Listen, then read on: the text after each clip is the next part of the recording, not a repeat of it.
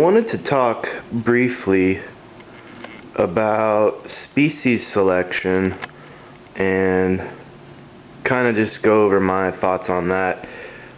As a general rule of thumb for me, and I can't stress this enough to a lot of people, do the research first. If you're interested in keeping a certain kind of fish, find out as much as you can about it from as many different sources as you can. Do your homework before you buy. Find out the water parameters. Can it coexist with other fish? What kind of habitat it likes? Most importantly, maximum size it can achieve. And some fish will actually grow larger in aquariums than in the wild, especially if they're in an environment where they don't have a lot of competition. Kind of like these guys. There's just 2 of them in here. But know how big your fish is gonna get.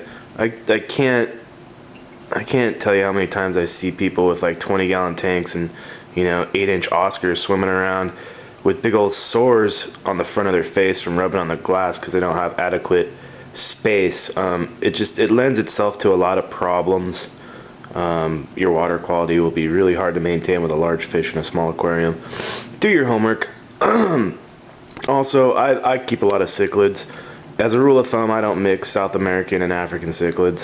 The water parameters are way different, kind of opposite ends of things, and they don't have the same body languages because they've evolved in different areas. There's always exceptions to the rules. You see a lot of people with the 2 intermixed and they get along fine, but for me, as a rule of thumb, I don't do it.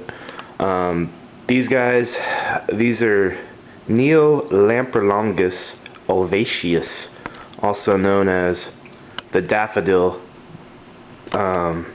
Burchardi cichlid, and they come from Lake Tanganyika in Africa, from the western side by the Congo and Zaire. So I did a lot of research on these fish. I knew I wanted them. I knew that they could do well in a smaller tank if you just keep small numbers of them. This is a 20 long, so it's got the footprint of a 29-gallon tank. It's just shorter.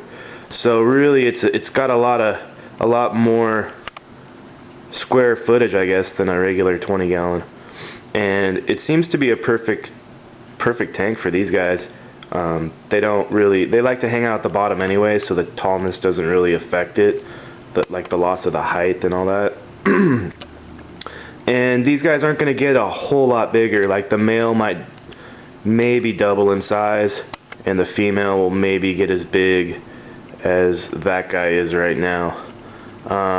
But like I was saying before too, let your fish be your guide. They'll tell you if you're doing the right things. They'll tell you, if they're happy and all that. And just keep an eye on them.